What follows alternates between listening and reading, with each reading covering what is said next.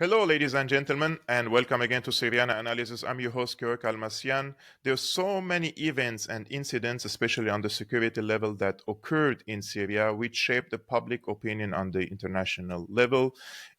Three main events that I recall are the alleged chemical attack in 2013, the alleged chemical attack in Khan Sheikhoun 2017, and the alleged chemical attack in Douma 2018. There were accusations against the Syrian government and the Syrian army for using sarin gas and chlorine gas against its own people, as I'm quoting the mainstream media. However, there was also counter arguments and reports and documents published, especially on a scientific level, that debunks this mainstream narrative. Today, I'm hosting Dr. Piers Robinson. He's the co-director of the Organization for Propaganda Studies, and he's also part of the Berlin Group 21, which recently published a document which says it is a review of the Organization for the Prohibition of Chemical Weapons fact-finding mission report into the alleged use of chemical weapons in Douma, and they are presenting, according to them, evidence of manipulation, bias, and censorship. Dr. Robinson, first of all, welcome to Syriana Analysis. Thank you very much for accepting my invitation so that we can discuss together the document that you published through the group Berlin Group 21. But before digging into the alleged Douma chemical attack, can you please tell the audience what is the Berlin 21 group? Who are its members? What is your personal role in it? And why the group's contribution to the literature of the Syrian war should be taken seriously by the general public? Sure. The Berlin Group 21 was established at the instigation of Hans von Sponeck, who's a former Assistant Secretary General, United Nations. And it included Jose Bastani, who was the first Director General of the OPCW, as some of your viewers will know, and also Professor Richard Falk, Princeton Emeritus Professor. And it was established primarily to raise the issues or to represent the issues which were being raised by senior OPCW inspectors with respect to the Douma, alleged attack in Douma. And this issue had become controversial quite early on. There had been leaks and so on. There was the Courage Foundation panel, which Jose Bastani and Richard Falk were part of, where testimony was given from an OPCW person who was familiar with the investigation. And as this controversy sort of rolled on, the Berlin Group 21 was an attempt to try to continue to raise the issues and the questions, and to all intents and purposes to represent the OPCW scientists who had effectively blown the whistle. And we have a large volume of material in the public domain through leaks. We have testimony and statements from OPCW officials and so on. And what the aim of the review was to try to pull all this together in a way which can essentially provide an authoritative account of what has been going on for the last 5 years, because it's been a battle to get the OPCW to engage properly with what's been happening, to pull this all together in an authoritative way, but also to effectively, and I guess this is where I particularly came in, was to test the claims which emerged out of the Courage Foundation panel by going through the reports. There's 4 principal OPCW reports, an original interim report, which was censored, the redacted interim report published, and then the final FFM report, as well as the IIT report. But to go through systematically and analyze those documents and evaluate the claims and the issues which have been raised, and to check that they actually hold water. And so that's the major sort of scholarly contribution. But, more importantly, I think it is this act of just pulling together everything that we know, which is in the public domain about what's happened. Because some of it is pretty blatant. And as I'm sure you and a lot of your viewers are aware, the authorities have been pretty brutal in their attempt to suppress questioning. And it's only through efforts such as this, getting it documented. I mean, that's in a sense is a really important thing too. This is the only way you keep the issue, as it were, having some possibility of being properly addressed. Otherwise, these things just get lost because the authorities are always trying to bury the story. And if people just give up, stop writing about it, stop pulling it together, then it just gets lost in the stream of history. So I think that's the major contribution we have here with the report. And then finally, before I finish, I mean, obviously we made it public a week ago, but it had been distributed to states parties, to the OPCW in May. It's been distributed to key UN officials as well. Hans and I are going through a process of distributing to NGOs at the moment. It's a slow process, but we're doing that. But this has been circulated to sort of official bodies already in May. And we do at this point have a response from the Brazilian government, and they have a UN Security Council meeting in July, on July the 11th, raised the issues and asked the OPCW to respond to the BG21 report, or review. So, quite a lot of activity has been going on around it before we made it public by putting it on the website and so on. What comes to my mind is also the first time I recall or I remember there was an attempt to pressure the OPCW was in 2002 or 2003 when Jose Bustani was threatened himself personally by John Bolton that he knows where his children are. And because Jose Bustani was against the war on Iraq, and I think but this time the administration was on the other side, was already on the American side when it comes to the Syrian alleged chemical attacks. Now, on 7th of April 2018, an alleged chemical attack occurred in the city of Douma, in the suburbs of Damascus. Western officials and mainstream media were quick to blame the Syrian Army, and this has led to a tripartite aggression by the UK, the United States, and France against Syria, without the authorization of the UN, of course. The OPCW issued several reports on its findings, some of which were controversial and even criticized by the experts who used to work for the organization itself. Now, more than 5 years after the alleged attack in Douma, what conclusions have the OPCW officially achieved, and how the Berlin Group 21 reached to the conclusion after 2 years of research that the chemical weapons watchdog is actually involved in manipulation, bias, and censorship?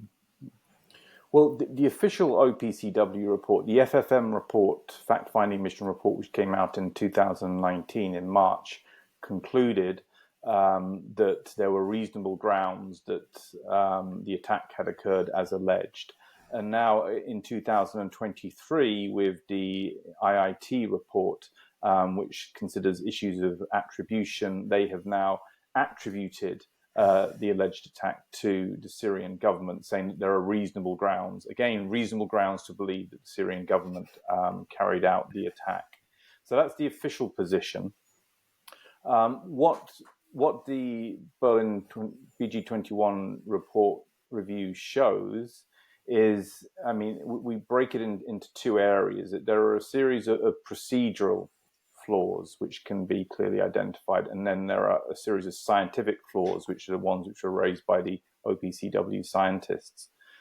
And in terms of procedural flaws, I mean, you can see from the point of view of an objective investigation, one of the key problems, which is well documented now, is that the team who deployed to Douma were effectively sidelined from the investigation. One of the most blatant procedural irregularities or flaws was when the original interim report, which had raised a whole series of issues and pointed towards inconsistencies in evidence and claims being made, and which left it very open as to what had actually happened. That report was agreed by the FFM team, and then at the last minute, without their knowledge, was switched with an alternative report, which said something very, very different. And that, of course, created the initial protest within the OPCW.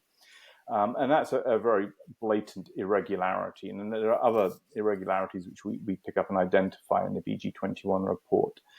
From the scientific point of view, from the issues which emerge, in particular from the Courage Foundation panel, what you can see across the reports, you can see there's most prominently a burying or effectively a censorship of an original toxicology assessment of how the victims at what is called location 2 came to die.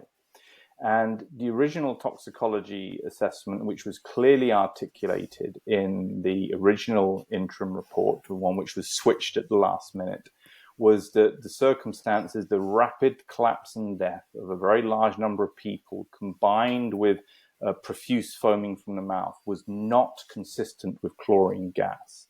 And this was a conclusion which was reached in tandem with experts who had been consulted, external experts. And that conclusion, which raise a whole host of problems because, of course, no evidence of sarin was ever found. It was being presented as a chlorine attack. If you have 43 civilians and toxicologists are saying these people did not die from chlorine gas, or the circumstances is not consistent with chlorine gas, then this opens up a huge can of worms. But that was effectively censored, and you see it dramatically being removed in the case of the redacted interim report. Come the final FFM report, they fudged that issue, and then come the IIT report, they're engaging in sort of very misleading, quite deceptive claims in order to again fudge the issue. But in all of that, across all the reports, you just see this memory holding of the original toxicology assessment, which had been in a sense verified or confirmed by the external experts who've been consulted. So that's a huge problem. And in a sense, even somebody coming from a non-scientific background can see that, okay, you've got a very clear statement about these people were not killed by chlorine, so what did actually happen to them? And that conclusion has just been fudged and erased across the reports. And we show that in the BG21 report, and we show it by going through all of the reports and showing where the as it were, the censorship, where the modifications occur. Second, so if you take that as a starting point, the reasonable grounds claim from the OPCW is that there are reasonable grounds that chlorine cylinders were dropped, hit the building, and the gas leaked out and killed that number of people. Now, if in order to stand up that claim, you are having to bury a conclusion from toxicologists that these people didn't die from chlorine, you immediately have a very flawed official line coming from the OPCW. And I think that's most people can see that, and they can certainly understand it if they read through the Berlin BG21 review. The other areas, and I don't want to take up too much time because this gets into a lot of detail, but the witness testimony is another major area where in the original interim report, you have two very clear narratives being presented. Some witnesses who were based in Turkey claiming the attack had occurred, witnesses coming from Damascus saying that they had no indication that a chemical attack had occurred. One set of witnesses gets accepted and the other set of witnesses doesn't. No prizes for guessing which group of witnesses the OPCW reports essentially confirmed, and they give no explanation of why they choose one set of witnesses over another. Okay, there's no evidence provided on issues surrounding corroboration, for example. And again, when you come to the IIT report in 2023, it's really quite blatant, because even in the final FFM report in 2019, there's still a kind of an acknowledgement. If you read the report carefully, you can see that some of these witnesses are suggesting that nothing happened. But come the IIT report, this is almost completely absent from the IIT. Anyone reading it afresh would have no idea that a large number of witnesses stated that there was not an attack, or said that there were no indications of an attack having occurred that they were aware of. So again, this is fairly crude and fairly blatant manipulation and censorship of information with no justification. And so on. Dr. Piers, I just want to ask you a sub-question here about the location 2 when the cylinder fell over a building. And there was an initial photo of the cylinder that was published by people from the Bellingcat, I believe. But this photo was retracted quickly. Was it because the cylinder, the photo that they posted on the internet, the cylinders, the leak side was on the opposite side that it should have been, so that more people would have that? What happened to this cylinder? How did they change the look? Do you believe that they changed the direction of the cylinder and they took another photo of it? What happened there? Well, the image you're referring to is an image showing the cylinder rotated in a particular position, which was tweeted out by Bellingcat, and that we understand it was sent by White Helmets people who are on the ground. And the cylinder was, in a sense, sort of incorrectly lined up. That the dent on the cylinder wasn't lined up with the bar and the ceiling. And so this image was then, I think, tweeted by Elliot Higgins, and then was removed, and then a picture of the cylinder having been rotated. So it was in a kind of a position which made a bit more sense. The dent was sort of lined up with this bar and so on. Now, the fact of the matter is that the FFM reports do acknowledge that the cylinders were moved and manipulated and so on. But the OPCW line is that this doesn't mean that it didn't fall from a helicopter and hit the balcony. But what it does confirm is that there was manipulation of the cylinder.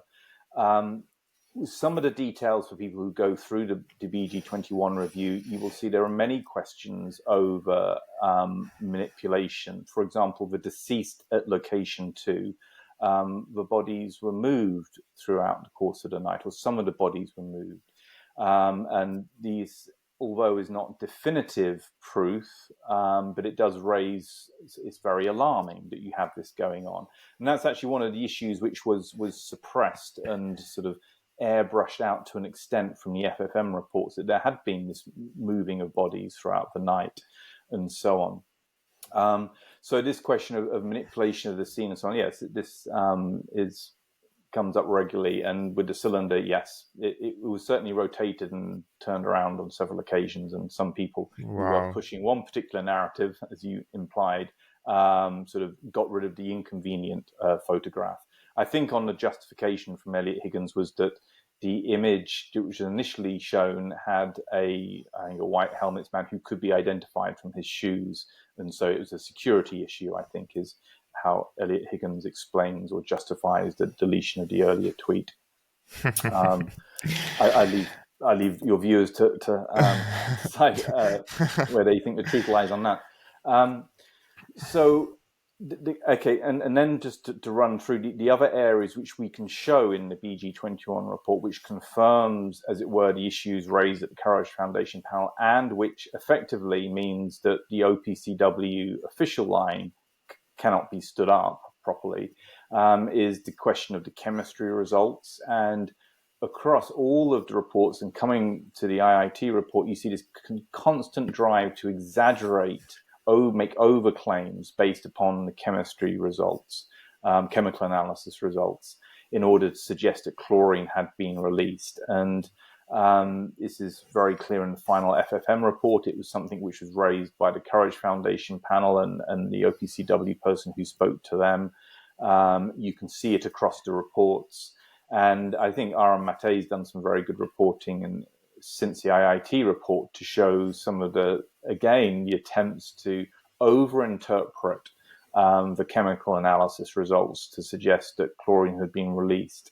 So you have that process going on, and you can see it across the reports. Actually, most blatantly with the redacted interim report, because whereas the original interim report said, look, we have various trace chemicals and so on, but there is no confirmation of chlorine gas release. But when you read the redacted interim report, the one that was created in parallel and then substituted for the original report, anyone reading it would think that they'd pretty much established that chlorine gas was released, which was not true. So there's this constant drive to overclaim on the chemistry. And then finally, there's this question of the ballistics, and a lot of people are possibly quite familiar with this issue. Again, as with toxicology, it's something which is, I think, a lot of people with a good basic education can access and understand the issues at stake. But the bottom line with the cylinders is that, you know, in the original interim report, it was very clear that there was a big question mark over the compatibility between the damage on the cylinders and the damage on the roof. And so if you look at the images from location 2, you have a cylinder which is supposed to have punched a hole in a metal bar reinforced ceiling, but not actually penetrating it, then coming to rest on the balcony where it then supposedly leaked out the chlorine gas. And then you have the cylinder head, which has remarkably little damage on it, given the impact you see on the roof. And this was, you know, considered a big concern in the original interim report. This doesn't look compatible. We need to get experts to come in and do impact studies, finite element analysis with computers and so on, in order to try and see, does this make any sense that this cylinder crushing into the roof would do that much damage to the ceiling and the metal bars, but have such little deformation on itself? Now, so good question, important question. Some would say this is a bit of a smoking gun here because, of course, the claim is that the cylinders are dropped from helicopters. They punch holes in the ceiling at the other location. It actually punches right through the ceiling, hits the floor, and then bounces 3 meters across the room to land on the bed, which is a whole other set of scientific issues surrounding that. But, you know, sort of if the damage isn't compatible, then there's a problem here because, you know, it would then seem to be the case that, well, these things have not dropped from a helicopter and then caused the damage which people are claiming that they've done.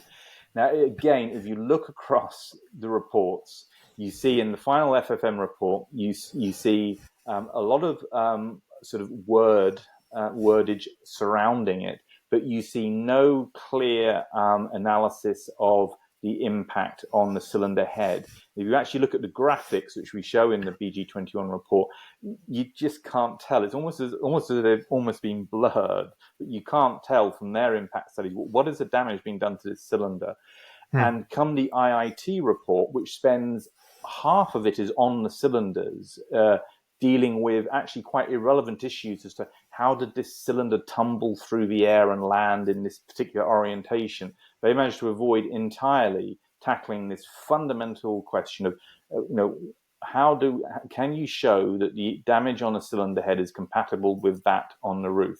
Can you show us the finite element analysis results, which can demonstrate that yes, this does make sense, or is it as was suspected and as is in a sense clear to, you know, even laypersons looking at the damage on the ceiling, especially at location 2 and the cylinder, that this doesn't match up. This cylinder is punching through the bars. Why doesn't it even have a mark on it from the bars? So these are the areas where, you know, you're going through reports, you can see that there has been this either failure to address these issues or censorship, as with the case of the toxicology analysis. And you have this occurring across all of these issue areas. It is what was raised by OPCW inspectors involved with investigation, and it can be clearly shown. So when you go across the OPCW reports and you show that this is you have these manipulations and censorship going on, then where does it leave their claim that there are reasonable grounds that this happened? There aren't reasonable grounds, because if you can't convincingly explain how 43 people dropped dead pretty much on the spot and foaming at the mouth from chlorine gas, if that doesn't make any sense, if the cylinders you can't show that the cylinders are compatible with the damage on the roofs, you're losing all of your reasonable grounds in that context. And what you're left with is that you don't have evidence of an attack as alleged. And that, of course, is the position of BG21, and I think the inspectors who have raised questions and so on have said, look, we're saying that, you know, the evidence is not there. And then, of course, what that then does for people who want to come in and look at it is the question, well, if the attack did not occur as alleged, what did happen in this case? And who killed and how these people died? This is also an important question. This is where it becomes very, and to me personally, this is the really important issue for me, because I can see and I can understand, and I've consulted enough, you know, through, you know, working on the review to see that these people, the circumstances of their death is not in the way that is presented according to the OPCW official position. And we're talking about 43 plus civilians. Many are women and children. Do we know their And names? there was a list of names which was distributed early on. Now, that is in the public domain, and it was passed to the OPCW.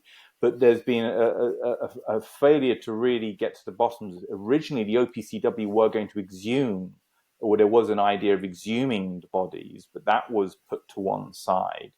So at the moment, the OPCW didn't publish concrete names of these victims. Why I'm asking this question, Dr. Robinson, because a few months before this Douma chemical attack incident, the Islam Army, which was in control of Douma, they invaded a town called Adra al-Ummaliya, and this was a town that was populated by mostly Alawites, and they were minorities.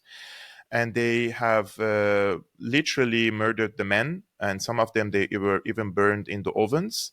And this is all documented. And the women and the children were kidnapped. There were hundreds of them who were kidnapped, and they were taken to Douma. And there was a prison in Douma called I forgot the name, but it's the Islam's Army prison there. Why I'm asking this question, if many of the victims are women and children, and I would like to know the identities of these people, I would like to compare the names, because if we know the names, then we can also locate the geography. Where did these people come from? If they came from Douma itself and they were living in Douma, this is a separate case.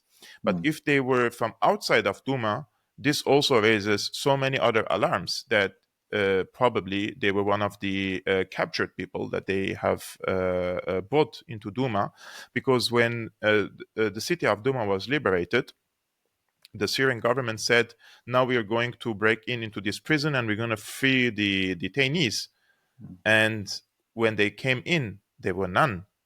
And the families of these people were waiting for them in Damascus for days. And it was a huge, let's say, public disappointment also against the Syrian government, because they thought that the Syrian government will liberate their beloved ones, and there were none. So I'm trying to also to dig in and see who were the victims and how did they die, because look, this type of cylinders, not the same shape, but little bit smaller. There is one in every single household in Syria. We use it for cooking. And these cylinders, they're mostly blue color. And when I was a child, and my father used to tell me, go and bring us a cylinder of gas for your mother to cook. If it's full, it's very heavy. And you have to carry it on your shoulder like this. And I do believe when I was 15, 16 years old, this was between 10 to 20 kilograms. It was very heavy. So if a cylinder of this weight falls over a building, opens a hole, and then falls and slips over the bed, I'm not an expert in this, but a cylinder of this way, when it falls, especially on a bed, it breaks the bed. There is no way that the bed would not be broken into two parts.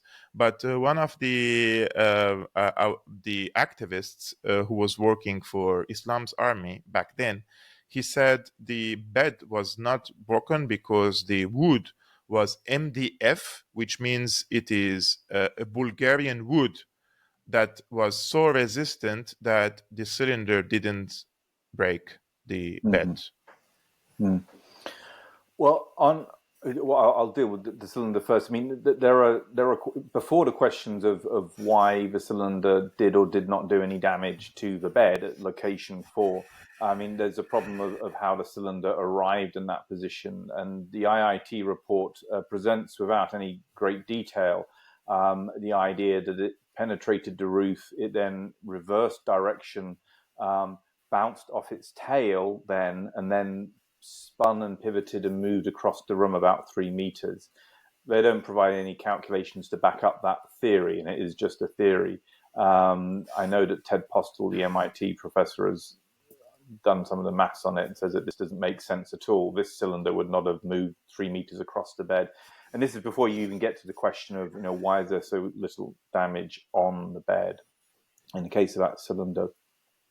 On the issue of the decedents, the deceased, yes, we do mention in the BG21 review the fact that there were large numbers of prisoners being held by Jaish al-Islam, and that many were not reportedly released. And I think, as you absolutely correctly point out, this is a key area which people should be looking at. There is a list of names in the public domain. It was supplied by one of the activist groups. The OPCW were given a list of names, but they've never made the list of names public. But as I said, there is a list public, but we can perhaps talk about this afterwards about where to get hold of that, because it's been out for some time. Whether it's accurate, of course, is another matter. But it is absolutely important to try to get a sense of who these people were, where they might have come from.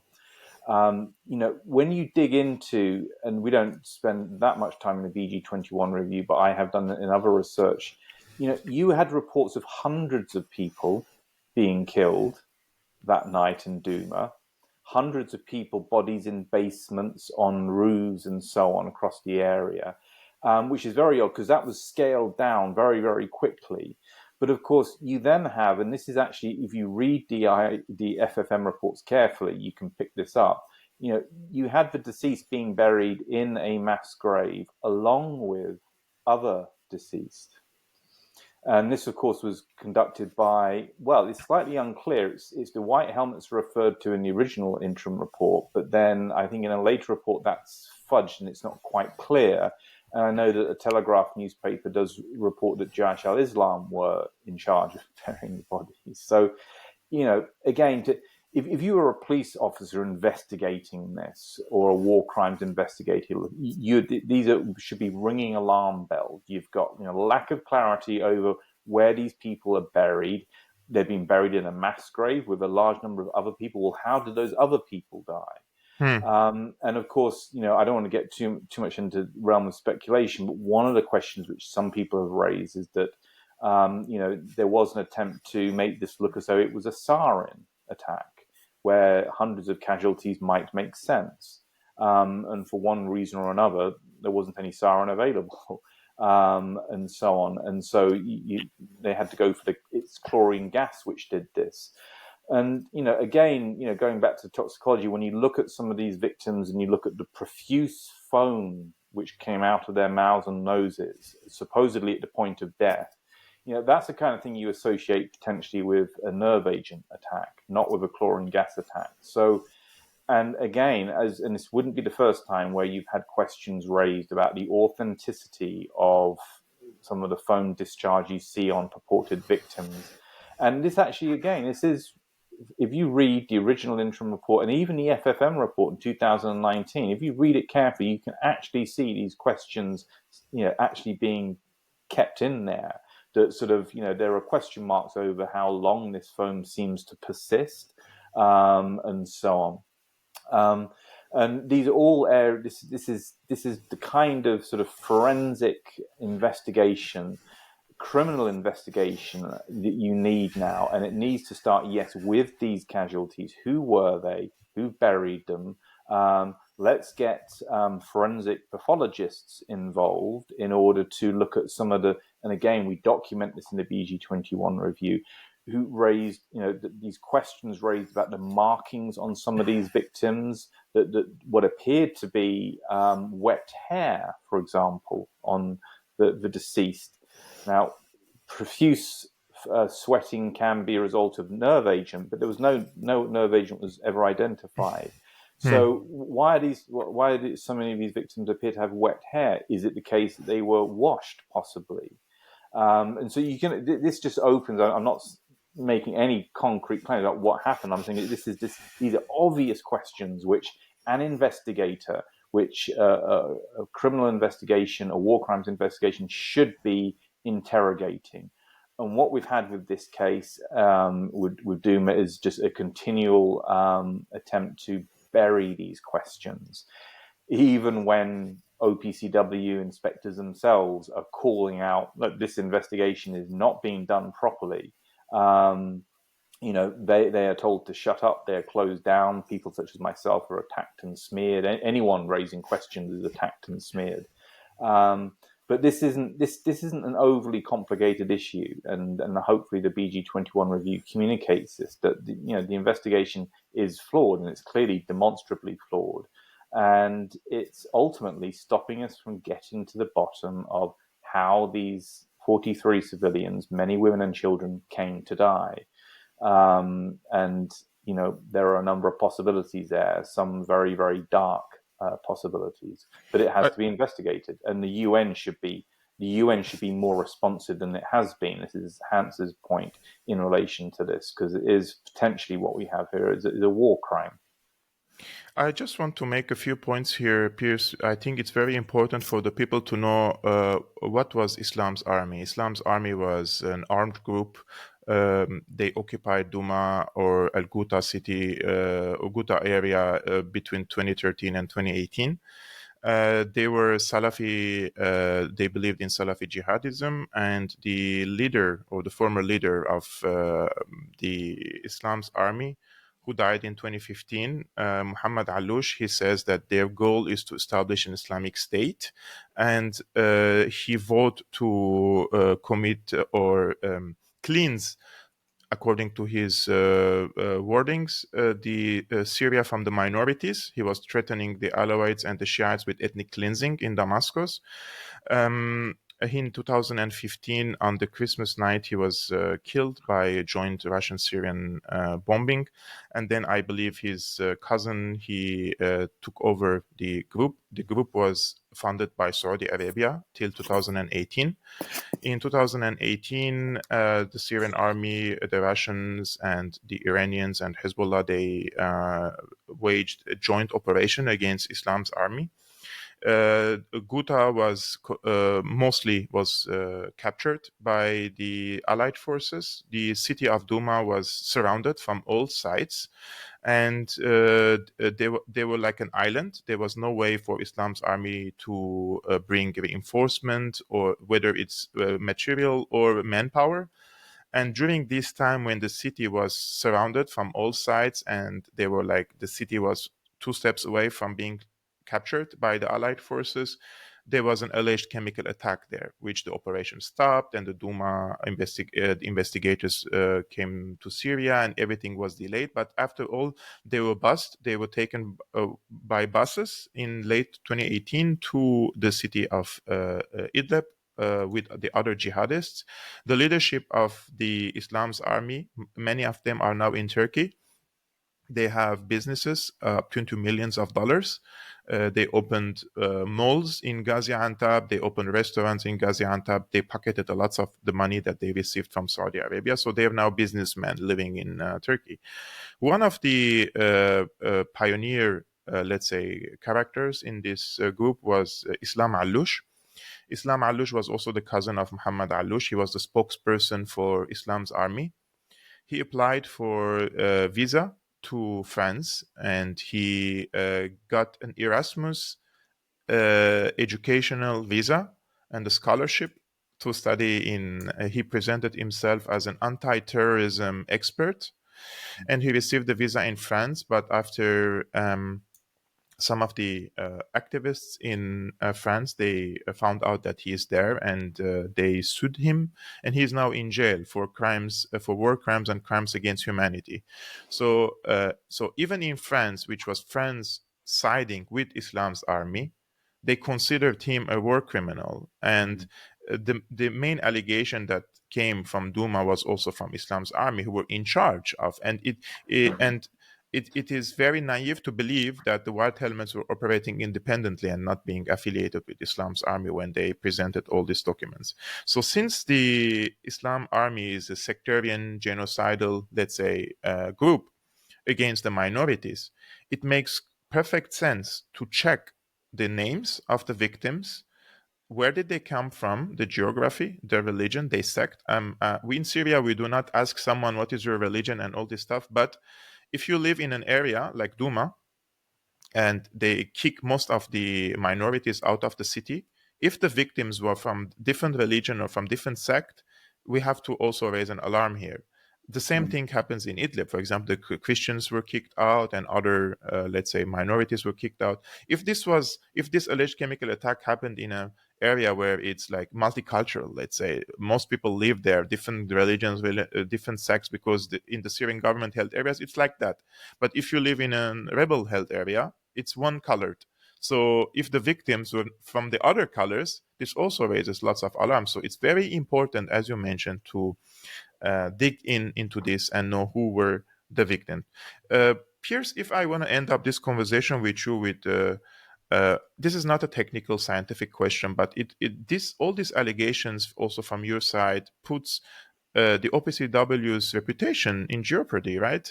And my question would be: should we consider the findings of the OPCW in the previous alleged chemical attacks also? Should we question them? And what can the OPCW do to repair, let's say, its image? Well, first of all, I think it's very important to make clear that we're not talking about the entirety of the OPCW. The Organization of Prohibition of Chemical Weapons, which is, in many ways is staffed with professional people and has done a good job over time in terms of having the removal of chemical weapons from various inventories and so on. The problem here, as we make clear in the BG21 review, are the fact-finding missions which were set up in relation to Syria and the way they have been operating. And that's the problem that you have. So it's not the OPCW in general, it's the fact-finding missions and the way in which they have been operating, whereby the technical inspectorates have been excluded. You've had direct bureaucratic control from the Director General's office. And as we point out, you've had people sitting in powerful positions in the in chair positions in the Office of the Director General, Chief of Cabinet positions, who are people who are career diplomats from France, the United Kingdom, all countries who are essentially belligerents to the war in Syria. So, this is, you have a problem with the FFMs primarily. And this is a problem, as we again document in the BG21 review. They've been reliant upon information being provided by aligned groups within the country, such as the White Helmets, have not been able to get on site. In fact, the first time they were able to get on site was, of course, Douma, and the rest of history is the rest is history on that, in the sense of what the initial team reported and so on. But otherwise, they've been reliant on information being provided to them. So the kind of structural flaws that you can see in the Douma investigation apply to all of the Syria FFMs, and inevitably raise question marks about the remaining investigations, as well as the wider set of claims made about the usage of chemical weapons by the Syrian government. And I think you're probably familiar with this, and some of your viewers are. But if you go back to Ghouta 2013, which in a sense is the very big mass casualty incident. We have the report from Adam Larson and Michael Cobbs and others a year ago, which absolutely, without any doubt, demonstrates there was a 30-degree measurement error in the joint UN OPCW report, which was headed by A.K. Sellstrom, into the Ghouta. And that 30-degree measurement error allowed other people to suggest that those rockets were fired from Syrian government army base rather than an opposition group area. And so, that's extraordinary. And I'm not going to go into details, but I have been engaging with people involved in that report, trying to get answers as to why there's a 30-degree measurement error. How on earth did this happen over such a key issue? And not getting any answers, I hasten to add. So what this starts to look like is, as my background is international politics, propaganda, what this starts to look like, based on what we know from Douma, Ghouta 2013, what we know about the kind of the way in which the fact-finding missions have been arranged and organized, this is starting to look like a strategic deception by powers seeking the overthrow of the Syrian government, to have them blamed for using systematically chemical weapons, in much the same way that you had the allegation being made against Saddam Hussein and the Iraqi government that it was actively producing chemical and biological weapons in order to justify the invasion, which was nothing to do with the chemical biological threat from Iraq. That was invasion for many other reasons, but not to do with Iraq being a threat. They manipulated the intelligence, they exaggerated it, etc., in order to justify the invasion. And this would be my judgment on, based upon what we know from Ghouta through to Douma, but also sort of key anomalies in some of the other FFM investigations when you start digging into them. You've got something which looks like a strategic deception, which is why this is such a big issue. And I know that some people say, well, this is just one incident in Douma and people who are not so concerned about the civilians who were killed in that. And others say, well, but this is one attack amongst many and so on. And it's like, well, no, actually, when you recognize that what went on with Douma and the issues raised by the work we've done and others have done, you've got, we've got a much bigger deception potentially going on. And critically, it's one which has effectively contaminated the OPCW. And this comes to sort of response to your final question, is that, this is ultimately damaging to the OPCW, that it has gotten itself involved in these fact-finding missions, which are operating effectively outside of the Chemical Weapons Convention criteria. And it's not only damaging the reputation of the OPCW, it's also allowing the OPCW to be used effectively as a trigger mechanism for war and conflict by the powers who are abusing it. UK, US, and France are principal powers who, based on my knowledge of what has gone on, who have been manipulating the OPCW and who have managed to penetrate it in terms of the fact-finding missions, and they're using it. And they're using it to justify continued sanctions against Syria.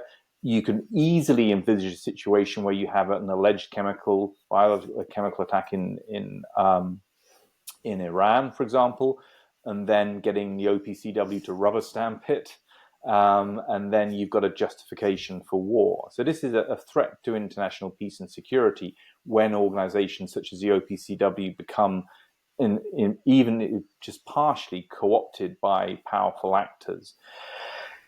To get itself out of this mess, I mean, we do set out what should be done now by the OPCW at the end of the BG21 report, but most obviously and most straightforwardly, they should be engaging with the inspectors who have raised questions about what went on during the Douma investigation. This isn't complicated. If you're running a big organization and you have very senior people who are blowing a whistle about something which has gone on, what you shouldn't do is smear them and close them down. You say, right, okay, let's get everybody back in. Everybody from the Douma investigation will go through the evidence again, and we try and work out what went wrong. And that would be a way in which the OPCW could show that it recognizes that there are legitimate concerns, that it is determined to get to the bottom, to the truth of what happened in Douma, and to restore its credibility. And then they could readily say, well, most of our work is great, but the FFM investigations went wrong. But this was because this was something which was very much driven by the Americans and the British and the French, and perhaps going forward, we should sort of, firewall the organization from those powerful actors. And they can resolve the problem, and they can sort of come out with, not a clean bill of health, but at least their broader reputation intact, and that they have dealt with a problem, an obvious problem, when it arose. That's their way out of it. Whether that will happen, I don't know, because the implications of this for France, Britain, and America are very, very great. Because, again, we haven't had time to go into the fine details, but, the British government has been very involved in the chemical weapons narrative through both the White Helmets, through some of its former military personnel, such as Hamish de Bretton-Gordon, the late James Le Mesurier, and so on, have been very much involved in communicating and information flows in relation to these alleged attacks. And if it's the case, if the hypothesis that this is a big deception, you've got a lot of pretty powerful people with an awful lot to lose if the truth comes out. And I think particularly for Britain, but also for America and to a large extent France, if it unravels in the way that the Iraq WMD unravels, then it's going to be a very painful process for those governments. Especially that it led into tripartite aggression against Syria. They bombed Syria after this alleged chemical attack. Well, yeah, exactly. And even before the OPCW team was able to start investigating, they bombed within 7 days. So, they're up. Another way of putting it is that the governments are up to their necks in it. And of course, this does explain why they have been so aggressive in their attacks and smearing. So, I mean, I noticed after, I think Aaron Mate was at an Area Formula UN meeting in March, was it Thomas Phipps, the British Yes. ambassador or UN official? I don't know quite what he's not an ambassador. He's sort of a social media attack dog, I think. Just hurling online abuse. And I've had that from actually Phipps as I've well. seen that. I've seen that a lot on your profiles. The way the discussion is being dragged into a lower level because that's the only way that they can leave this dilemma and overcome this dilemma. If you want to discuss technicalities and factual scientific evidence from both sides, it's a loose debate for them. It's difficult to bring the discussion to the proper level. And you have to lower it. This is the same thing happening nowadays with Ukraine war, for example, why the phenomenon of NAFO exists on Twitter to lower the bar of the discussion. This is a deliberate technique to ridicule arguments, and we know that's why thankfully there is the block feature on Twitter, because otherwise they will drag you into the mud and it will be difficult to discuss. You're right. Conspiracy theory, disinformation, these are all the labels which we see used time and time again throughout history, or the last 50 years, but certainly in recent years. Disinformation, these things are a way of closing down rational debate. You don't engage in factual analysis, as you say. And to me, I mean, in some ways, I find it remarkable that they lower themselves, even at a UN level, to doing that. Because it just seems so daft to me as somebody. Well, we all know that when you accuse somebody of being a conspiracy theorist, most of the time it's because they're onto something, and so on. Sometimes not, of course, but we know this is a way of closing down debate. And to be using it, one would hope that most of the audience realize, well, they've lost the argument already by hurling out that abuse. But as you say, it kind of works because it does intimidate, and I think it pushes other people away from paying attention to the issue as well, because they see all of this kind of sound and fury and allegations, etc. But the truth does sometimes, after a long period of time. Yes, this is what I repeat always. You cannot block the sunshine forever. The sun will shine whether you like it or not. They can hide the truth for a few months, few weeks, but there will always be brave people who are digging into the truth. And history have shown us that they have a track record in unfortunately lying under this so-called rules-based order and weaponizing international bodies against weaker countries in order to smash their will to be whether independent in their decision making or in their policies in the region. Submission is the goal of these countries, unfortunately. But Dr. Piers Robinson, it was really a pleasure to have you on Syriana Analysis and discuss the report. And also I will, guys, put the full report, the link, so that you can download and read by yourself in the description below. I will put the Twitter link of Dr. Robinson also in the description below. Read the report, follow Dr. Robinson and his arguments also on Twitter, and see the contradictions that we are talking about regarding the OPCW report on the alleged chemical attack in Douma. Dr. Robinson, is there also any way for the people to support the work of the Berlin Group 21, if it's whether it's material support or how can they support the group? Well, we're not looking for any financial support. that really the most important thing at this point. I mean, we're mostly interested in if the Brazilian government is, now that they've raised the review at UN Security Council, if they're going to pursue the issue. But I think the most important thing that people can do is just to educate themselves about what has happened and to share this information, because as you say, there are lots of people, and there are other people who have talked about this issue. Vanessa Beeley, Eva Bartlett, Aram Mate has done extensive work on this. Journalist Peter Hitchens, a lot of people have said there's a problem here. And I think people taking the time to educate themselves and then to tell other people about it, spread the information around, is important. I'm kind of hoping we don't get to a point where you've got to start a kind of public campaign of the sort of, come on, OPCW, just talk to the inspectors. But maybe Yes. it will come to that. But if that does happen, then we'll come back to you and say, look, we need people to be writing letters. At the moment, there's enough information underneath the noses of states parties, UN officials, for them to hopefully do the right thing. Yes. So I think that's where we are at the moment. But I appreciate the offer of Guys, then my recommendation would be, because on Twitter there are certain algorithms. If you want to read this article or this report and you want to share it on Twitter, please screenshot the front page of the report and then put the link on it. Just don't publish only the link, because Twitter or X will suppress it. That would be a better way of doing it. We want as much as people to read this report, and they were working on it for years. And Dr. Piers Robinson, thank you very much again for being my guest. It was an honor. Thank you. It's good to talk with you.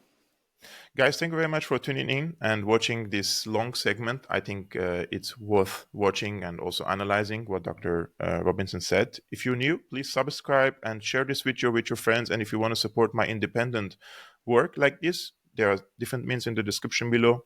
And see you next time.